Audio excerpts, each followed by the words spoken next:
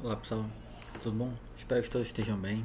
Bem, vamos hoje falar sobre redes de distribuição de conteúdo, certo? Esse é a nossa. Nós estamos tratando, né, na segunda parte do nosso conteúdo de redes multimídias. Nós já falamos de aplicações de rede multimídia, né, as propriedades do vídeo, áudio, os tipos de aplicações e como funciona a transmissão de vídeo em fluxo contínuo. Em especial sempre pensando nos casos típicos que nós temos, que utiliza o fluxo contínuo adaptativo com Dash, né? Basicamente o HTTP, como por exemplo o YouTube, Netflix. Entendemos como funcionam esses protocolos. E agora vamos falar um pouco sobre a redistribuição de conteúdo, que é o tema da aula de hoje, né? É sobre como as grandes empresas de distribuição de vídeos online se organizam para atender a demanda do mundo inteiro, basicamente, né? Se nós pegarmos aqui os dois estudos de caso, nós vamos falar Netflix e YouTube, eles são grandes, são duas das grandes empresas, né, de distribuição de conteúdo. O YouTube provavelmente é maior, é com certeza a maior empresa de distribuição de vídeo, e eles atendem o mundo inteiro. Então, sobre como organizar, como operacionalizar tudo isso, certo? Então esse é o nosso conteúdo dessa nossa aula 7, né? Então redistribuição de conteúdo e estudo de caso Netflix e YouTube. Bem, então diversas empresas distribuem conteúdo de áudio e vídeo para milhões de usuários diariamente, né? E aí podemos citar YouTube, Netflix, Disney Plus, Amazon Prime, tem algumas outras empresas, como por exemplo das operadoras de celular mesmo, né, como Vivo, Claro, assim, existem dezenas, né, de empresas que distribuem conteúdo. Aqui esses exemplos são específicos de vídeo, mas também existem as empresas que distribuem conteúdo só de áudio, né, como por exemplo Deezer, o Spotify e outras empresas, né? Aqui nós vamos estar tratando, pensando sempre na questão de vídeo, tá? Mas os mesmos conceitos, eles podem ser utilizados, eles podem não, eles são utilizados para distribuição de conteúdo apenas de áudio. Então, distribuir de forma eficiente este conteúdo para todos os locais ao redor do mundo é um grande desafio. Então, essas empresas citadas, elas têm clientes nas diversas partes do mundo, né? E precisa entregar com eficiência para todos os locais. Não adianta eu ter uma empresa que atende muito bem os usuários na Europa, por exemplo, mas que para o restante do mundo a conexão fica falhando, o vídeo não carrega, ou a qualidade é muito ruim, fica travando. Então ele vai perder cliente nesses outros lugares. Mesmo que ele tenha um bom conteúdo, uma boa seleção de filmes, séries e outros vídeos, né? Ou que ofereça recursos interessantes, como por exemplo o YouTube, né, para você mesmo postar os seus vídeos. Mas é necessário então ter uma forma eficiente de distribuir esse conteúdo ao redor do mundo. Utilizar um único e sólido data center é uma abordagem que possui três problemas. Então, a princípio, a gente vai pensar, vamos construir então um mega data center ali, né? Onde os vídeos vão ser processados, armazenados e depois distribuídos. E tendo aquele mega data center, você tenta reduzir ao mínimo todo o overhead ali de processamento, tenta atender o maior número possível de clientes simultaneamente, certo? Então, assim, é uma forma mais, digamos que clássica, assim, né? Assim, pensar num data center. Só que temos três problemas. Muitas vezes o cliente está muito longe do data center, então por mais que o data center consiga dar a resposta ali, enviar aquele, receber requisição, buscar no banco de dados esse vídeo e começar a transmitir o mais rápido possível, ali em questões de milissegundos mesmo, é, se essa se o usuário tiver, se o cliente estiver muito longe desse data center, aquele tempo de consulta ali no data center, ele pode ser insignificante perto do tempo de transmissão, né? O tempo que leva até a requisição viajar pela internet, chegar no data center e as partes do vídeo, né, os dados do vídeo serem transmitidos do data center até o cliente, isso pode ser um tempo muito grande. Então, pensar em atender clientes ao redor do globo usando um único data center pode com certeza ter uma grande vantagem em relação a essa distância geográfica, né? Outra questão, o vídeo popular será muitas vezes enviado pelo mesmo enlace. Então, imagine, assim, você já deve ter percebido, né, como funciona essa questão de distribuição de conteúdo de vídeo, né? Assim, os vídeos, rapidamente, alguns vídeos ficam populares e em questão de curto espaço de tempo, talvez em horas, ele tem ali milhares, né? Chega a casa de milhões de visualizações. Então aquele vídeo, imagina um data center que está lá na Europa e ele vai pegar o mesmo vídeo e transmitir milhões de vezes para cá, para o Brasil, né?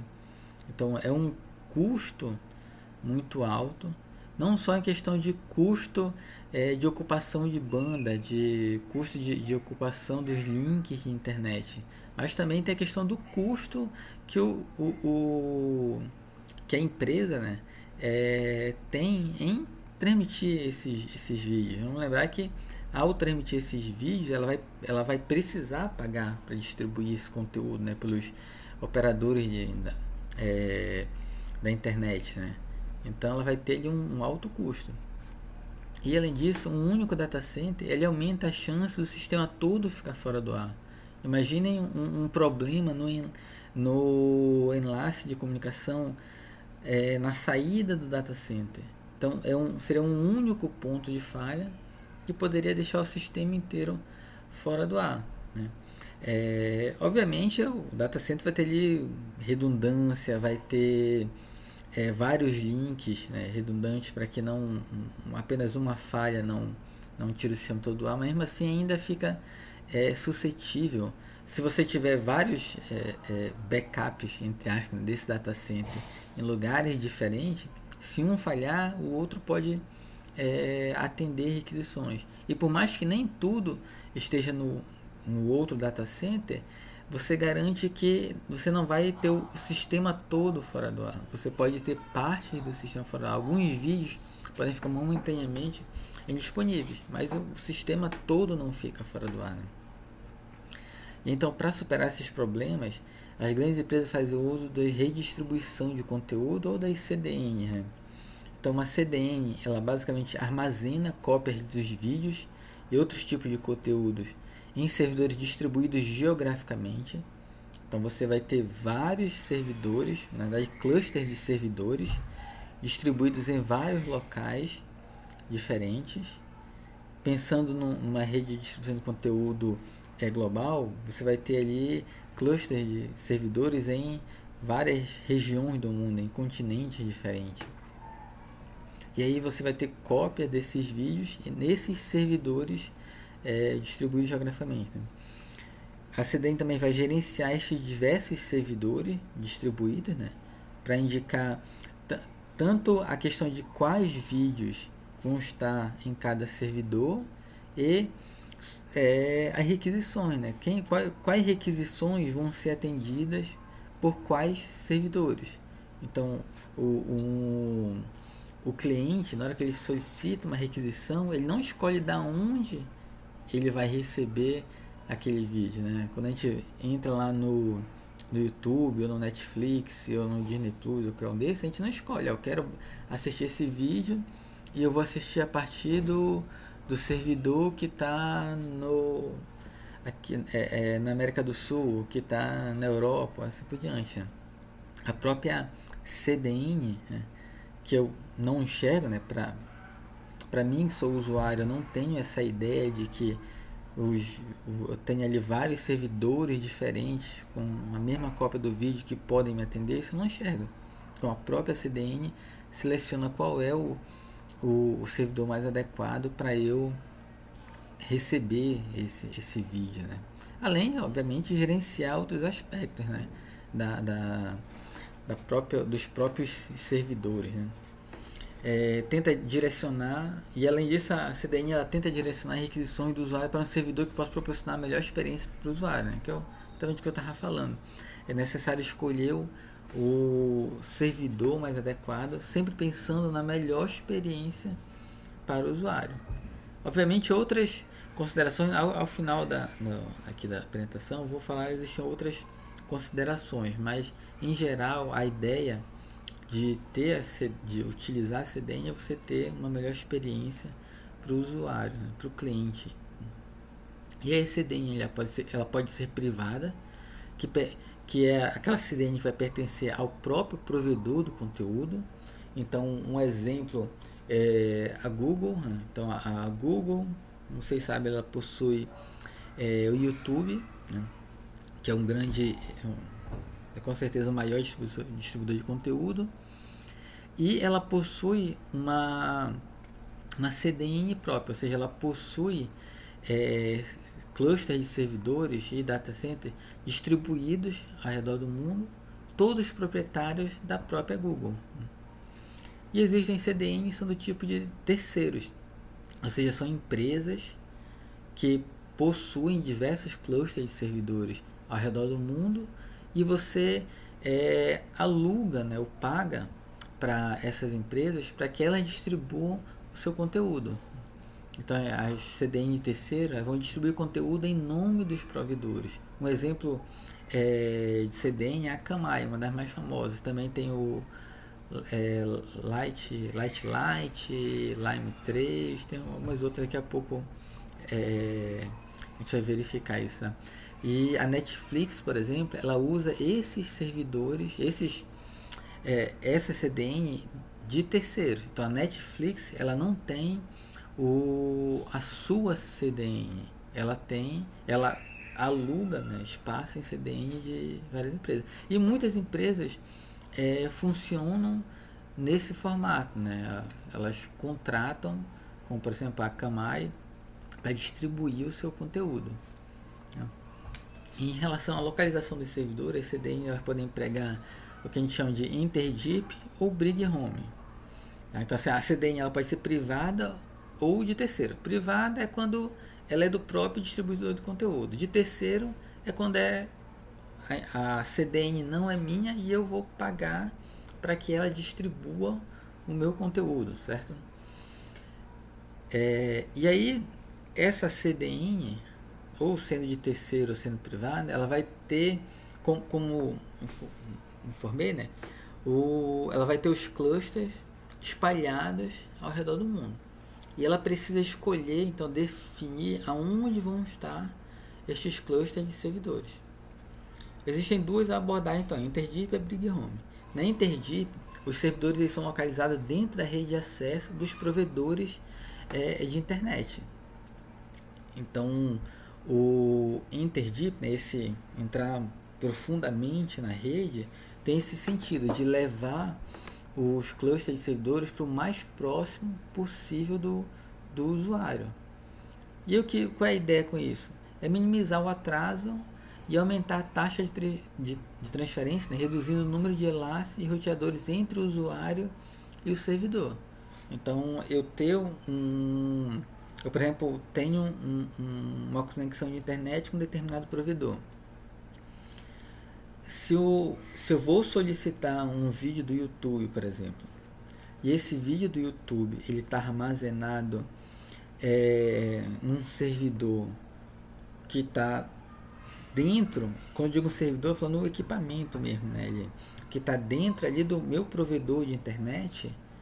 Então, assim, a minha requisição ela vai até o provedor de internet e dali o vídeo já volta, certo? Então, o enlace, o número de enlace e roteadores percorridos ele é muito pequeno. Então, com isso eu consigo ter uma digamos que ótima experiência, lógico, considerando as condições, né, do link que eu tenho até o meu provedor. Mas em geral é bem provável, né, que eu tenha um atraso mínimo e que eu consiga uma taxa de transferência adequada para que eu consiga assistir meu vídeo em alta qualidade, certo? Então essa é a ideia do Interdeep, esses servidores, esses cluster servidores, eles estarem o mais próximo possível do usuário. A outra alternativa é o bring home, né? O trazer para casa, é trazer esses cluster servidores para mais próximo do provedor do conteúdo. Assim, não seria bem isso a ideia, mas seria não, ter um número menor de cluster servidores que vão estar em localizações estratégicas. Então, em vez de eu ter servidores lá nos provedores de conteúdo, eu vou ter um cluster servidor ali mais robusto, lógico, né, com maior capacidade, que vai estar num ponto estratégico, próximo aos POPs, próximo aos roteadores de núcleo da rede, para que eu não tenha um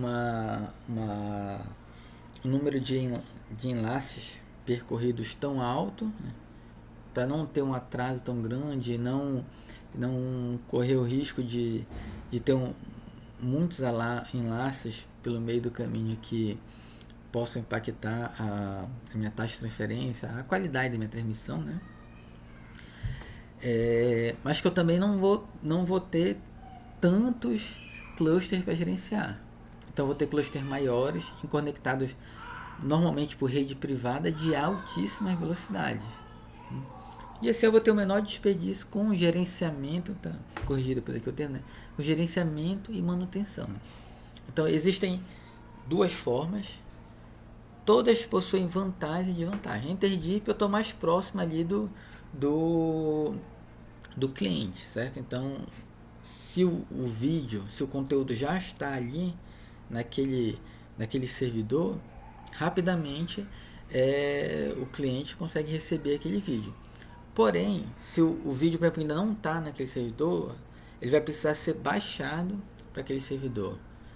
E aí ele vai ter que ir lá no servidor que possui o conteúdo, né? E ele pode estar bem distante. E como são muitos servidores espalhados, né? Eu vou ter ali que gerenciar, vou ter que ter uma ótima forma de gerenciar todos esses servidores. O processo de manutenção e o processo de gerência desses servidores começa a ficar mais custoso, né? Certo? Então tenho vantagem e desvantagem. No outro caso, no Bring Home, eu tenho ali um número menor de servidores de cluster, servidores para gerenciar, certo? Vão estar conectados entre eles com redes de altíssima velocidade. Então, se um determinado servidor não tem um vídeo que está sendo requisitado para ele, ele consegue rápido baixar esse vídeo, mas porém ele não está tão próximo do cliente, e aí fica suscetível a ter problemas na transmissão, né, do vídeo do servidor até o cliente final.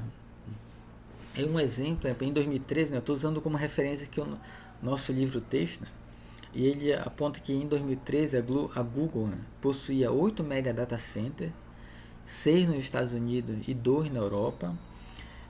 Inclusive, se alguém depois tiver curiosidade, no próprio Google, se vocês colocarem lá o termo data center da Google, fizerem uma busca por data center da Google, lá no Google, né, ele abre uma página especial onde ele mostra os data centers, locais no mundo ele tem data center, dá algumas informações. Inclusive, eu estava verificando essa semana, inclusive ele coloca chamadas de vagas de emprego. Então, se você quer trabalhar na Google, em algum data center dela, por exemplo, você pode começar pesquisando pelos data centers, e aí lá vão aparecer várias informações interessantes, inclusive oportunidades de emprego, né? Então, em 2013, né, o grupo possuía 8 mega data centers, 6 nos Estados Unidos e 2 na Europa. E quando nós falamos mega data center, aqui, depois nós vamos ver uma foto, é um mega data center realmente, né? Mais ou menos 30 clusters Bring Home, cada um na ordem de 100 a 500 servidores, né? E várias centenas de clusters Interdeep. Então são clusters menores, né? Não vai ter todos os servidores. Muitas das vezes é inclusive um servidor, né? em provedores de acesso diferentes, né? E parte dos clusters data center estão conectados à rede privada da própria Google e demais estão na rede dos provedores de acesso. Então, o operador, a operadora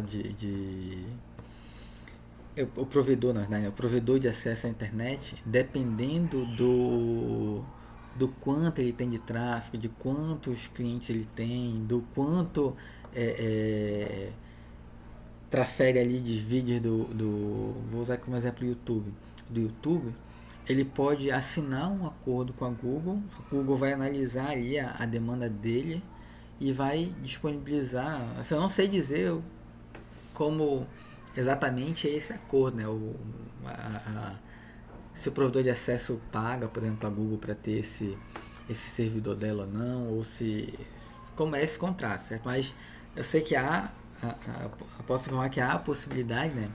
Dependendo das características do provedor, quantos usuários ele tem e a demanda de tráfego dele, ele receber um servidor da Google ou Netflix ou de outros CDNs que vão ser do tipo InterDeep, e aí é um equipamento realmente que ele vai colocar ali na rede dele. E qual é a vantagem para ele? A principal vantagem para ele, que é o provedor de acesso, é que aquele tráfego vai ser só dele para o cliente, não vai ser dele para fora, né? Para o núcleo da rede ou até algum mega data center. Lógico, ele vai precisar ter tráfego até o mega data center, mas vai reduzir bastante, né? Assim, o provedor de acesso, imagina assim, o provedor de acesso, ele tem vários clientes. Cada cliente tem ali, paga um plano de dados, né? Então 10 megabits por segundo, por exemplo. Aquele 10 megabits que ele paga é o enlace dele até o servidor, até o provedor, né? Internet.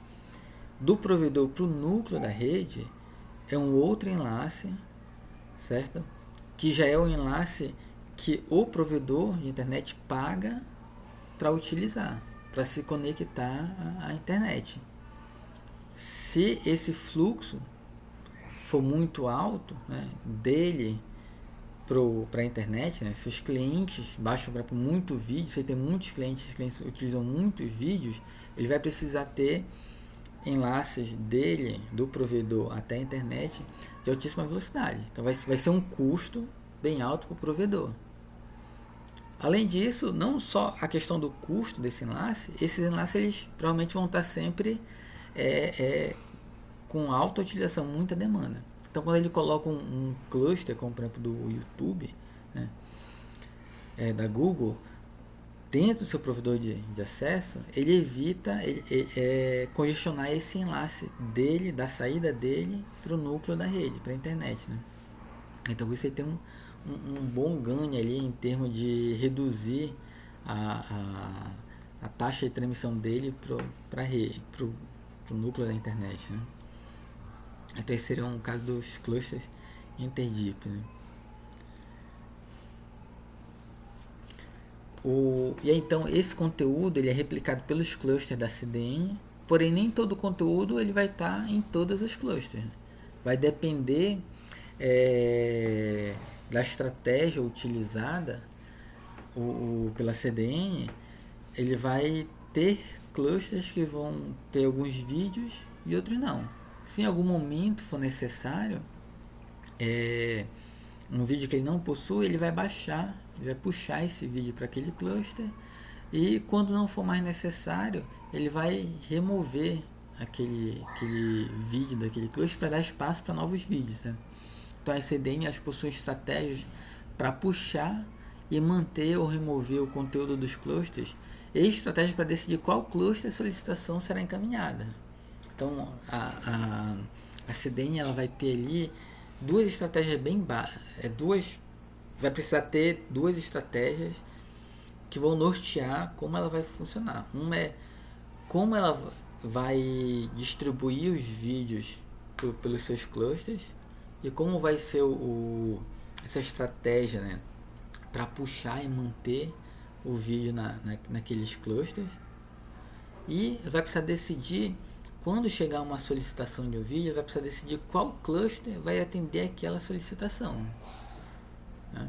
Então são duas estratégias básicas que a CDN vai precisar ter, que nós vamos já falar sobre as formas de operacionalizar essas estratégias. Sempre entendendo que essas estratégias, elas são proprietárias. Assim, percebam que nós não estamos mais falando de protocolos, né, de internet, protocolos padronizados, né? O HTTP, HTTP com Dash. Então, nós não estamos mais falando disso. Nós estamos falando agora sobre como as empresas operacionalizam, como elas mantêm a sua infraestrutura para que o conteúdo possa ser disponibilizado. Assim, não adianta utilizar os protocolos mais avançados e mais robustos se eu não tiver infraestrutura para atender aquela demanda dos meus clientes.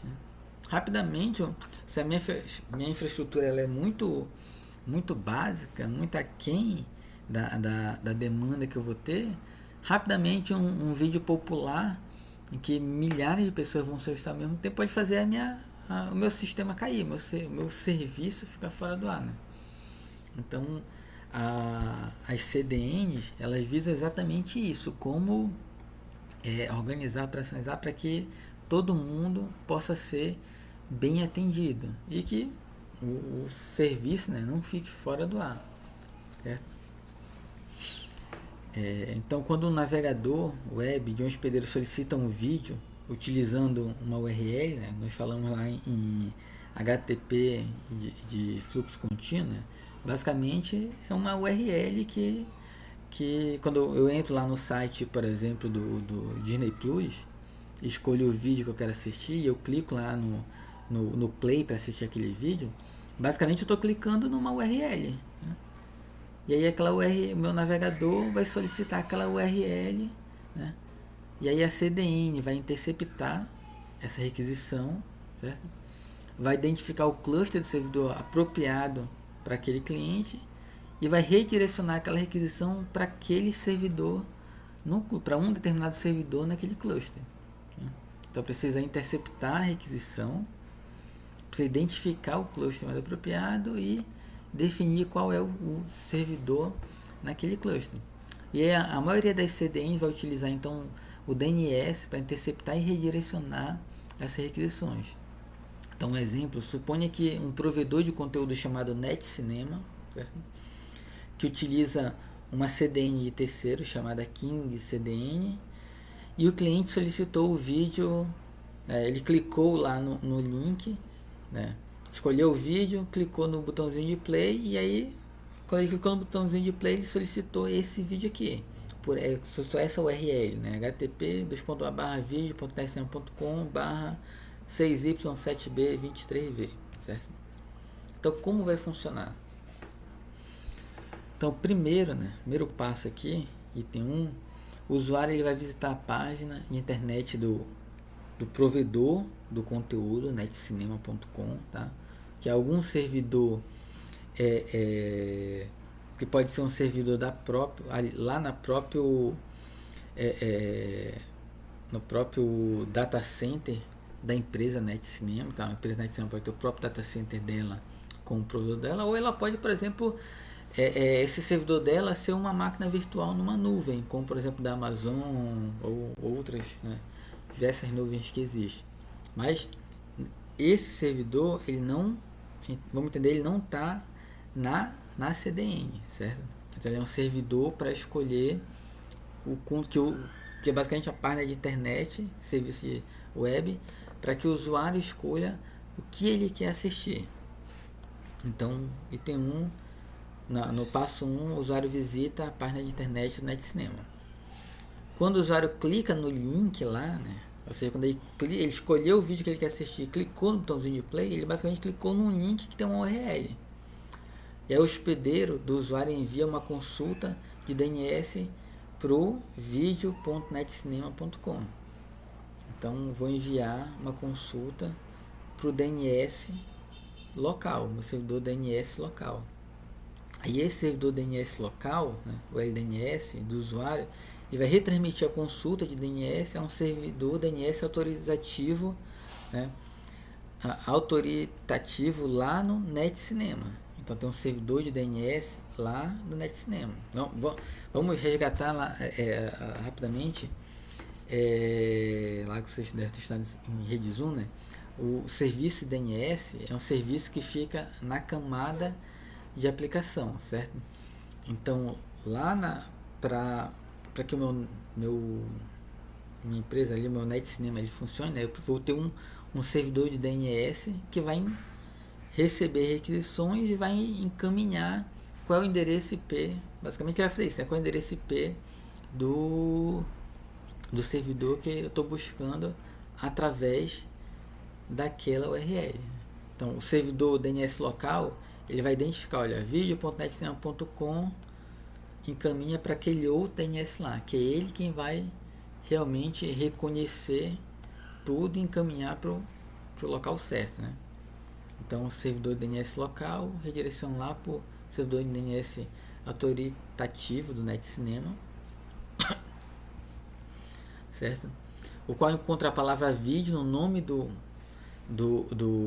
que foi solicitado, certo? No hospedeiro, então vídeo.netcinema.com, e para entregar a consulta no DNS da King CDN em vez de um endereço IP. Então solicitei aquela URL para esse servidor DNS. Esse servidor DNS ele observa, né, o endereço e encaminha para o DNS autoritativo lá do NetCinema.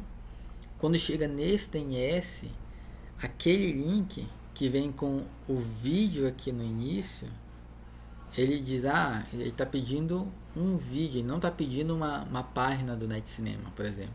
Ele está pedindo um vídeo. Se ele está pedindo um vídeo, isso tem que ser encaminhado para onde? Para a CDN que atende essa requisição. E aí ele devolve então o endereço do servidor DNS lá da CDN, que no caso aqui é o King CDN, certo? Aí quando a requisição chega lá no King CDN, né? Aí esse servidor é que vai indicar aonde realmente está o cluster que vai atender, né? Então, passo 4, deste ponto em diante, a consulta de DNS entra na infraestrutura da DNS privada da King CDN e o LDNS do usuário então envia uma segunda consulta, agora para esse endereço aqui, né? Que é o endereço lá do King CDN, né? E o sistema DNS da King CDN por fim retorna o endereço IP do servidor de conteúdo King CDN para o LDNS. Assim, é aqui dentro do DNS da King CDN que é especificado o servidor CDN de onde o cliente receberá seu conteúdo. Então, cliquei na URL, né? Foi lá a URL para esse DNS, ele identificou NetCinema, mandou lá para o DNS do NetCinema. O DNS do NetCinema identificou a palavra vídeo, então ele já quer o vídeo em si, não é uma página, outra coisa. Então se ele quer o vídeo, ele quer assistir agora o vídeo, manda para o DNS da CDN. Aí o DNS da CDN vai verificar o IP do cliente, vai verificar qual o servidor que melhor pode atender esse cliente, qual cluster de servidor e o servidor que melhor pode atender esse cliente, e vai devolver então o endereço para esse servidor atender a esse cliente. O LDNS encaminha o endereço IP do nó de conteúdo serviço, né, da CDN para o hospedeiro usuário, né? Então o hospedeiro usuário aqui, né, recebe o endereço do servidor de conteúdo, né? E aí, uma vez que o cliente obtém o endereço IP do servidor de conteúdo da King CDN, ele estabelece uma conexão TCP direta com o servidor que se encontra nesse endereço IP e executa a requisição HTTP para obter o vídeo. Então, aí nesse momento aqui, estabelece, se tiver, por exemplo, usando HTTP de fluxo contínuo com Dash, ele vai estabelecer exatamente o que nós estudamos na aula passada, né? Por meio de HTTP GET, indicar quais as partes do vídeo que ele quer assistir, de acordo com a medição aqui da qualidade desse link, o servidor vai mandar para ele a parte do vídeo codificado numa qualidade que vai ser a melhor para ele e que não vai travar o vídeo, né, devido ao atraso e a largura de banda aqui do link, tá, dele até o cliente. Então percebam, aqui nesse último passo 6 ocorre todo aquele protocolo que nós estudamos na aula passada. Antes, todos os passos aqui é para poder determinar de qual servidor o cliente vai receber o conteúdo. Então percebam que esse servidor aqui ele está espalhado, tem vários. Esse servidor tem um local, mas existem vários outros que poderiam atender esse cliente.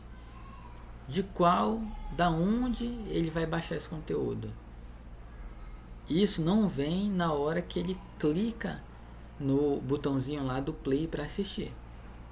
Quando ele clica no botãozinho do play para assistir, ocorre todo esse passo aqui de um servidor DNS manda para outro, até chegar num servidor DNS que vai analisar quem está solicitando e qual é o melhor servidor que vai atendê-lo, para devolver por fim o endereço IP daquele melhor servidor que pode atender. E aí é que começa então a transmissão do vídeo, usando ali o protocolo que foi definido, né, que é possível, né? E então, durante o passo 4 da estratégia apresentada anteriormente, o DNS da CDN ele especifica o endereço IP do servidor que atenderá de fato a requisição, né? Então, nesse passo 4 aqui, é que esse servidor lá da CDN vai indicar quem é realmente o servidor que vai disponibilizar aquele vídeo para o cliente. Em geral, cada CDN emprega uma estratégia própria para realizar a seleção do cluster. Uma estratégia simples é associar o cliente com um cluster geograficamente mais próximo, né? Então, eu tenho os clusters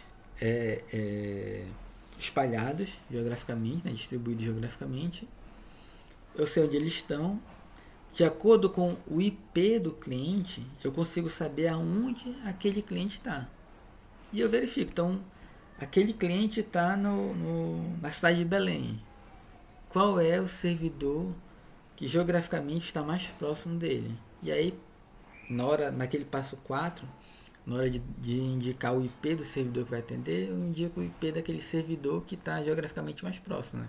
Então, com base no IP do cliente, a CDN verifica o cluster mais próximo em unidade de quilômetros, né? Ali em linha reta. Porém, a menor distância geográfica não necessariamente é a menor distância que o conteúdo percorre na rede. Então, o fato do cliente estar geograficamente próximo daquele servidor não quer dizer que o número de enlaces e roteadores que vão ser percorridos até chegar no servidor vai ser o menor possível. Talvez tivesse outro servidor que está mais distante geograficamente, mas que o número de enlaces e roteadores até chegar a esse servidor fosse bem menor, né? Então, o cluster mais próximo geograficamente pode estar assim. E aí, além disso, o cluster mais próximo geograficamente ele pode estar sobrecarregado. Então, mesmo ele estando mais próximo, e mesmo que ele também fosse o mais próximo em relação a números de enlaces percorridos, a saltos, né, que vai ser dados, aquele servidor ele pode estar sobrecarregado. E aí tem um outro que está desocupado, que pode atender muito bem a requisição, que está a uma distância pouca coisa menor, né? Então, essa estratégia ela ignora a variação no atraso e a largura de banda entre o cluster e o cliente. Então, é uma solução mais rápida, mais direta. Em termos de complexidade, ela é bem simples. Rapidamente, esse servidor autoritativo, toda vez eu me confundo com esse nome, esse servidor autoritativo da CDN rapidamente vai passar aqui, aí não vai ter muito que processar, porém essa estratégia ela possui desvantagem, né? A estratégia que em geral é utilizada consiste em realizar medições em tempo real das condições de tráfego para selecionar o melhor cluster para cada cliente. Esse visa resolver o problema de baixo desempenho entre o cluster e o cliente. Então, voltando lá na nossa figura, apesar dessa figura aqui só ter um servidor mostrando aqui, né? Vamos pensar que existem vários servidores, né? Então, uma outra opção é medir a qualidade do tráfego entre o cliente e os vários servidores, e a partir dessa medição da qualidade do tráfego, escolher qual é o melhor servidor. Mas aí percebo que já envolve uma complexidade maior, né? Antes de eu dizer qual servidor vai atender o cliente, eu preciso saber a qualidade da transmissão entre cada servidor e o cliente. E isso não é uma tarefa tão simples, né? E uma forma então de realizar a medição é, por exemplo, examinar o intervalo entre o sync do servidor para o cliente e o ACK do cliente para o servidor durante a apresentação de 3 via TCP. Então, lembra que quando vai estabelecer a conexão TCP, né, existe todo aquele processo de sincronização. O cliente requisita, volta um ACK, depois tem um SYNACK e tem aquela apresentação de 3 vias. Então, nesse momento de fazer essa sincronização,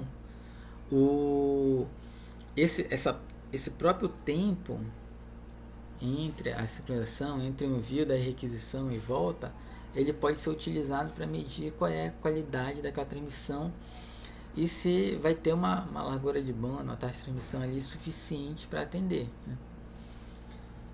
Porém, de tempos em tempos, vai ser necessário redirecionar o cliente para cluster que possivelmente não são os melhores para realizar a medição dos caminhos para esse cluster. Então, voltando lá nas figurinhas, eu tenho vários clusters aqui. Se eu vou usar a apresentação de 3 vias do TCP para medir a qualidade do link, então perceba que eu vou ter que fazer uma apresentação aqui nesse servidor, vou ter que fazer a apresentação em outro servidor e assim por diante, para poder escolher o melhor. Eu estou utilizando esse aqui. Talvez tenha um servidor que é melhor, então vou precisar mudar minha conexão desse servidor para um outro servidor. Só se eu mudar essa minha conexão é que eu vou conseguir medir aquele link com um novo servidor. Então, isso pode isso vai trazer um overhead no sentido que aquele novo servidor que eu vou testar, ele pode não ter, a qualidade dele pode ser ruim. E aí o meu vídeo a minha transmissão ali vai cair, vai perder qualidade, né? Então é uma tarefa que às vezes é utilizada, algumas CDNs trabalham nesse formato, mas podem ter problemas.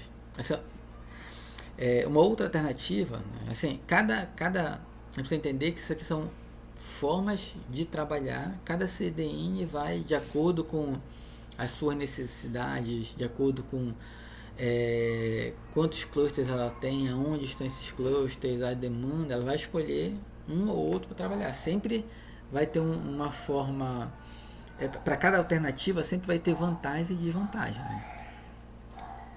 Uma outra alternativa é realizar a medição a partir do tráfego de consulta do LDNS do cliente ao DNS de autorização do cluster.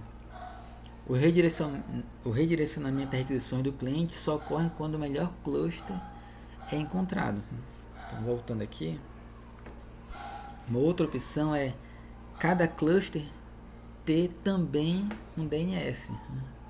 Então, quando esse servidor autorizativo aqui passa o endereço do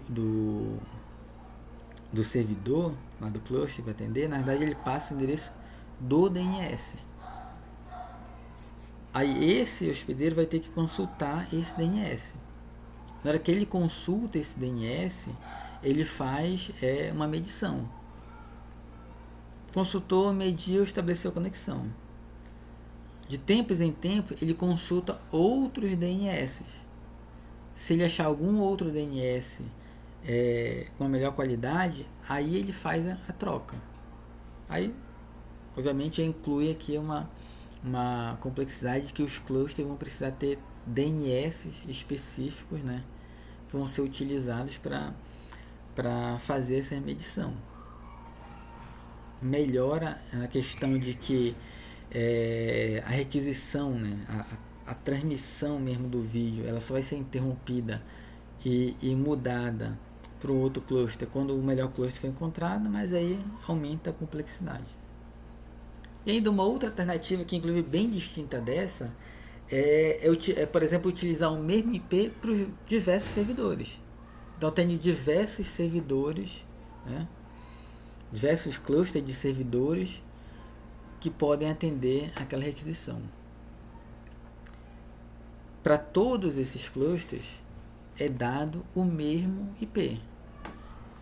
Então, em roteadores, quando o cliente requisitar o vídeo usando aquele IP, o que vai acontecer? Quando chegar nos roteadores da internet, lá nos roteadores BGP, né, eles vão identificar que aquele IP, eles não vão enxergar que são diferentes servidores com o mesmo IP.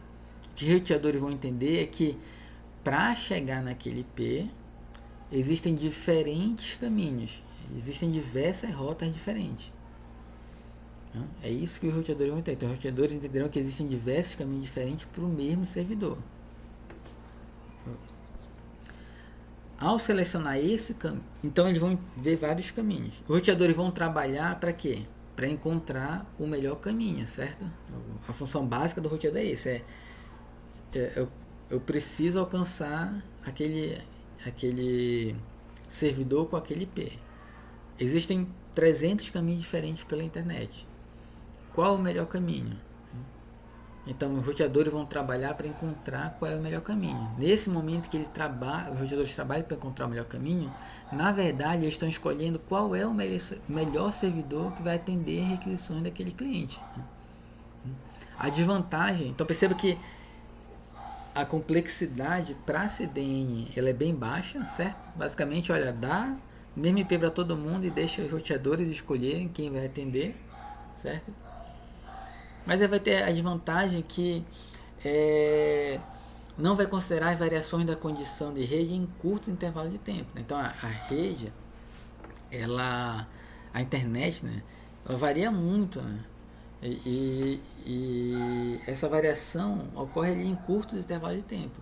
Os roteadores, para eles atualizarem as tabelas de roteamento, eles não vão atualizar numa velocidade tão alta, numa frequência tão alta, quanto seriam atualizadas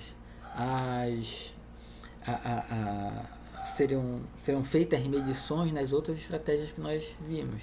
E aí, então isso gera uma condição em que aquela melhor rota que foi escolhida, que no fundo foi aquele melhor servidor que foi escolhido pelos roteadores, deixou agora de ser o melhor servidor. Existe um outro melhor, mas até eu descobrir que existe um outro melhor, eu vou passar um certo tempo ali assistindo o vídeo com uma qualidade ruim, perdendo pacotes, travando, até ocorrer todo o re-roteamento, né? O roteamento novamente, para que eu tenha acesso a um servidor melhor, né? Além disso, além dessas condições da rede, tais como atraso, perda e largura de banda, outras informações também podem ser utilizadas para seleção, né? Por exemplo, a sobrecarga do cluster pode influenciar consideravelmente no desempenho da aplicação. E obviamente essa sobrecarga do cluster vai ser considerado dependendo da estratégia utilizada, né? Então, por exemplo, para os roteadores, essa estratégia que nós falamos agora há pouco do roteamento, essa sobrecarga dos clusters não vai ser considerada, né? Então precisaria fazer as medições em um outro formato. Também tem a questão do custo dos provedores, né? Porque eu vou distribuir conteúdo. Aquele conteúdo que eu vou distribuir para atender aquele cliente, eu posso ter ele dois servidores diferentes, onde cada um deles passa por um ISP diferente. Um ISP pode ter um custo mais alto do que o outro. Então eu posso, por exemplo, escolher, assim, eu tenho ali, digamos que duas alternativas de servidores que podem atender aquela requisição. Ambos vão dar uma boa qualidade de experiência para o cliente, né? Ambos vão atender muito bem. Vai ter, óbvio, aquele melhor, né? Vai ter a melhor linha, melhor qualidade, mas o outro, a qualidade pode, assim, a redução dessa qualidade pode ser imperceptível para o cliente, né? Na verdade, pode nem ser realmente uma melhor qualidade. Os dois podem ficar empatados, apesar de um conseguir uma maior taxa de transmissão, um menor atraso, o outro pode ser pouquíssima coisa menor. Mas esse que ficou em segundo lugar, ele pode ter um custo bem menor do que o primeiro. Então seria mais vantajoso para a CDN utilizar esse segundo em vez do primeiro. Assim ela reduz custo. Então são outros elementos que podem ser considerados na estratégia da CDN de selecionar qual cluster vai atender aquele cliente, né? E entrando aqui então em nosso estudo de caso. Então lembrando, a CDN, basicamente eu vou ter vários servidores espalhados geograficamente. Esses servidores, todos eles podem atender a requisições de vídeo dos clientes. Se um cliente solicita um vídeo e aquele servidor não tem, ele vai baixar do outro servidor, né, que tem, e aí vai atender aquele cliente. Então a CDN ela precisa definir como vai ser esse processo de escolher os vídeos que vão estar em cada cluster de servidor, e principalmente qual cluster vai atender, qual servidor vai atender, né? Qual servidor do meu cluster vai atender aquele cliente específico. Entrando aqui no estudo de caso, Netflix. Então a Netflix é uma das empresas líderes no mercado de filmes online, né? Filmes e séries e animes e outros, né? Vamos botar assim, de modo geral, filmes online. Sendo que ela utiliza tanto máquinas virtuais para processamento e CDN de terceiros. Então a Netflix é um exemplo de uma grande empresa que utiliza pouca infraestrutura própria. Quando a gente fala pouca infraestrutura própria, não quer dizer que ela tem ali um pequeno hacker, pouquíssimos servidores. Não, ela tem muito, mas é pouco comparado com o tamanho da empresa, assim, do tamanho do serviço que ela tem, né? Então ela utiliza pouca infraestrutura própria. E o que ela vai ter então? Ela vai ter infraestrutura própria, basicamente os servidores de registro e pagamento, né?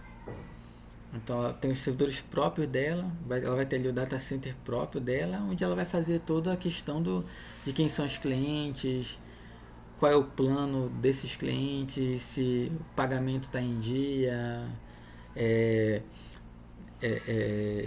basicamente isso, né? Então a infraestrutura própria dela, ela se mantém nesses requisitos. Toda a questão de processamento vai ser realizada onde? Em máquinas que estão na nuvem, máquinas virtuais que estão na nuvem da Amazon. Então a navegação das páginas são máquinas virtuais na Amazon. A distribuição dos arquivos de manifesto. Então, lembrem que quando a gente vai utilizar o HTTP de fluxo contínuo, uma das coisas que a gente recebe é aquele arquivo manifesto, onde tem ali as várias versões de vídeo que podem ser utilizadas. Então essa distribuição do arquivo manifesto vão estar nos servidores da Amazon. A codificação dos vídeos para os vários formatos para aplicar HTTP com Dash vai estar nos servidores da Amazon. Tem aquela questão ali, né, não sei se quem já usou Netflix, basicamente ocorre com todo mundo, Netflix, YouTube, dele indicar vídeo, né, baseado no que a gente tem assistido, eles ficam indicando, olha, esse vídeo, aquele outro, ou continue a assistir o vídeo X. Então todo esse processamento é feito para Netflix, é feito em máquinas virtuais na nuvem da Amazon. E a distribuição do conteúdo em si, então foi carregado os vídeos, eles foram codificados em vários formatos diferentes, em vários vários codecs diferentes, né? E agora eles precisam ser distribuídos. Então, depois que esses vídeos todos estão já codificados, eles são enviados para a CDN, para que a CDN distribua esses vídeos. E aí, a Netflix utiliza 3 CDNs diferentes.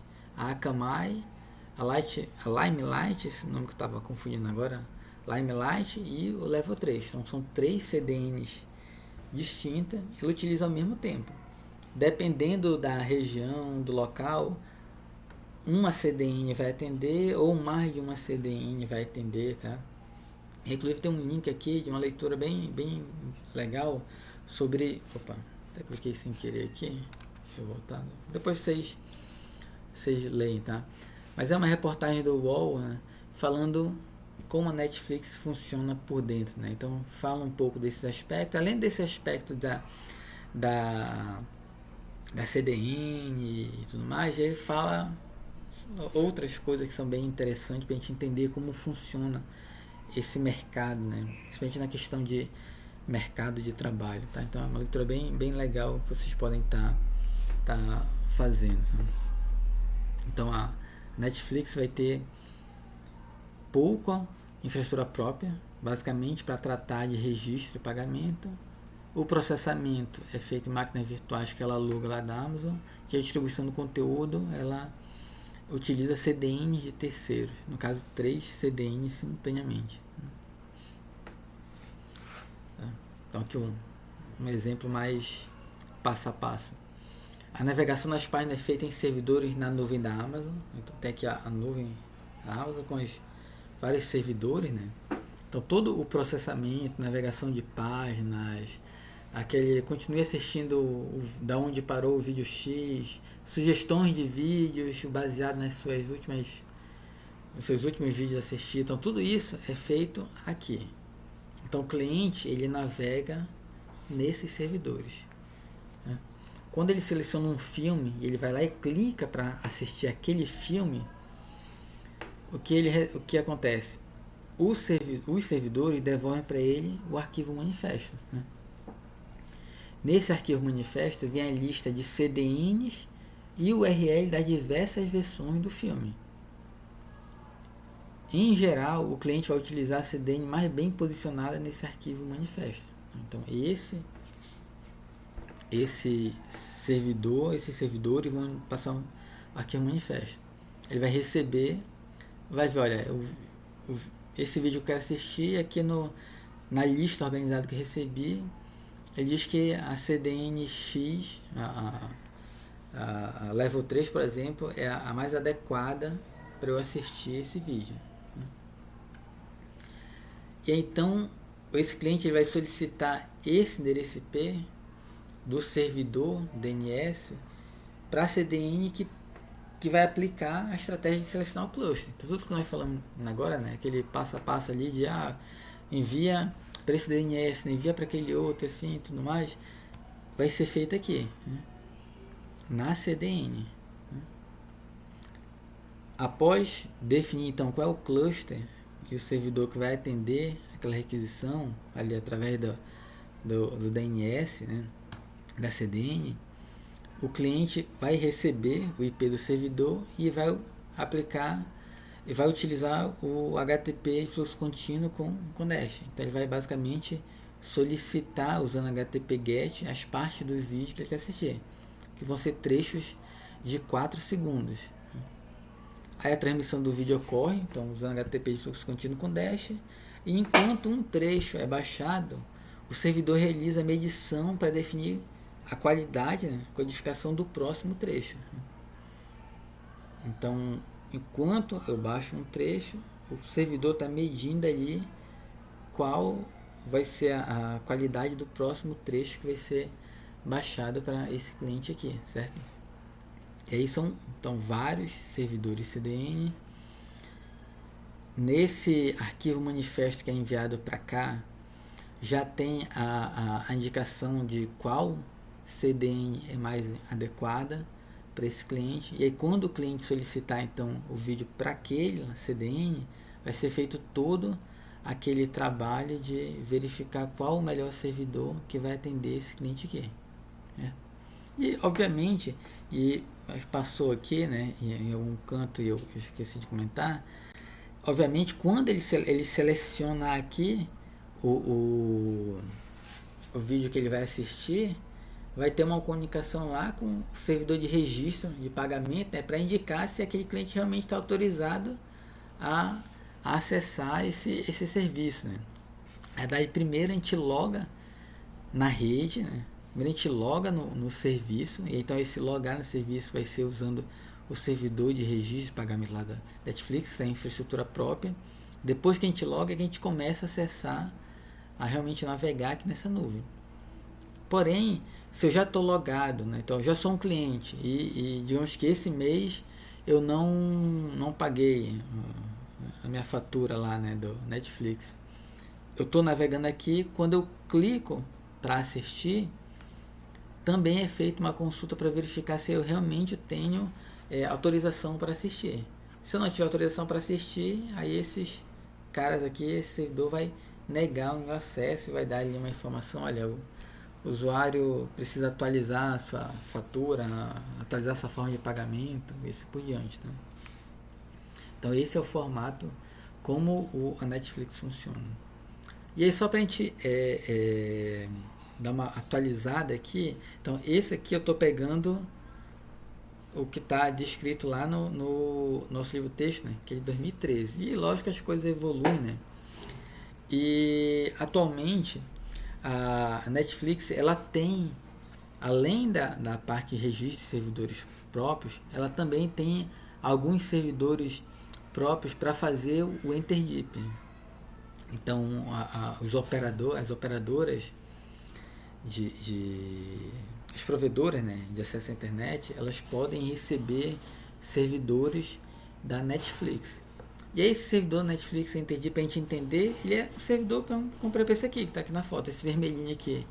É um servidor de conteúdo da CDN lá da Netflix. E aí lá no provedor de acesso à internet, ele fica lá no hack e boa parte dos vídeos estão aqui. Aí, obviamente, esse servidor, né, que assim, ele tem com certeza uma grande capacidade de processamento, uma boa quantidade de espaço em disco, mas ele não vai ter capacidade de armazenar tudo que a Netflix tem, né? Então é implementado um algoritmo para quando o cliente solicita um vídeo e ele não tem, ele baixa aquele vídeo para cá, para ele. Quando o HD dele ficar cheio, ele fica verificando quais são os vídeos que não são mais necessários, que são menos acessados, e aí já vai retirando. E podem também os algoritmos funcionar trabalhando, olha, nesse local que eu tô, nessa região que eu tô, os vídeos mais populares são esses daqui. Então esses vídeos mais populares, por mais que naquele momento eles não tenham sido utilizados, eles ficam sempre armazenados ali até que eles deixem de ser popular, né? E com isso evita ter que ficar tirando e colocando o vídeo no servidor. Então é apenas para a gente visualizar, né? Além de ficar só nos conceitos e visualizar. Então esse é um servidor de CDN na Netflix. E aí se pegar os vários servidores que estão numa determinada região ali próxima, eles vão formar um cluster de servidores. E em algum lugar vai ter ali um DNS, né, trabalhando para indicar esse servidor, onde estão esses servidores, quais são os IPs desses servidores. Né? E o nosso segundo estudo de caso, o YouTube, que indiscutivelmente é o maior distribuidor de vídeo da internet. Né? Então, só para a gente ter um exemplo, eu peguei aqui e pesquisei os vídeos mais acessados do YouTube. Né? Então, esse Baby Shark Dance, ele tem aproximadamente 9 bilhões de views. Né? Então, um vídeo que foi visualizado já mais de 9 bilhões de vezes. E o segundo lugar tem aquele vídeo Despacito, né? Vocês já devem com certeza ter escutado essa música, que tem 7,4 bilhões de visualizações. Então, essa é uma quantidade enorme, né, de visualizações, de acessos a esse esses servidores do YouTube. Então ele emprega, obviamente, CDN, e ele usa CDN própria para distribuir o conteúdo. Então a Google possui, né, como falei logo no início, um conjunto de mega data centers e CDNs e cluster Bring Home e cluster Interdeep, que são todos próprios. Então ela não aluga CDN, ela tem uma própria CDN. Inclusive, eu não sei se já começou a funcionar, mas a CDN da Google ela iria começar a disponibilizar para terceiros, né? Ela funcionaria como uma CDN onde você pode contratar para disponibilizar seu conteúdo. Não sei se ela já está funcionando assim, ou se ainda são planos para funcionar assim. Vocês depois podem dar uma pesquisada sobre isso e atualizar, tá? Mas ela possui uma CDN própria, então, e ela vai possuir clusters instalados em centenas de lugares diferentes. Em geral, a requisição do cliente é redirecionada via DNS ao cluster com menor RTT, então aquele Round Trip Time. Então, você lembra que deve lembrar lá de rede Zoom, né? Esse Round Trip Time é o tempo total de enviar uma requisição e receber um ACK. Então ele vai testar entre o cliente e os diversos clusters qual que tem o menor RTT. E aí esse menor RTT vai ser aquele cluster que vai atender a solicitação daquele cliente. Em algumas situações o cliente é redirecionado para outro cluster para balancear a carga entre os clusters. Então o cluster pode estar muito sobrecarregado e aí ela aplica então um algoritmo para balancear cluster, e aí verifica qual é o outro cluster que não está sobrecarregado, que também tem um RTT razoável, satisfatório, para que o cliente possa ter uma boa qualidade na hora ali do seu serviço, assistir o vídeo. Se o cluster não possui o vídeo solicitado, o vídeo pode ser baixado para o cluster a partir de outro cluster que possui o vídeo, para depois distribuí-lo. E ele pode redirecionar o cliente para outro cluster que possui o vídeo de acordo com a estratégia própria. Então, está ali o cluster que tem um menor RTT. Então, eu sou direcionado, a minha requisição é redirecionada, né? Eu recebo IP daquele cluster ali para assistir o vídeo que eu quero. Na hora que eu solicito aquele vídeo, aquele cluster pode não ter aquele vídeo. E aí tem duas alternativas. Uma é o vídeo ser baixado para aquele cluster para assistir, para depois ser disponibilizado para mim, né, para eu poder assistir. Ou eu posso, aquele cluster que está me atendendo, ele pode me redirecionar para o outro cluster que possui o vídeo. E aí isso é uma estratégia própria lá da Google, né? Então você vai depender de fatores, como por exemplo a questão do balanceamento do cluster, em relação a esse vídeo aqui que ele está solicitando, não é muito popular nessa região. Então, se eu baixar esse vídeo para cá, depois eu vou ter que tirar porque não compensa manter ele ali no meu cluster. Então, bora direcionar ele para um cluster que já tem o vídeo, né? Então, assim, vai rodar ali um algoritmo próprio para poder definir. Vai utilizar HTTP de fluxo contínuo com Dash. Lá no livro é fluxo contínuo sem um Dash, mas a gente sabe que hoje em dia já atualizou, né? Ele é fluxo contínuo com Dash. E todo o processamento dos vídeos é realizado em data center da própria Google.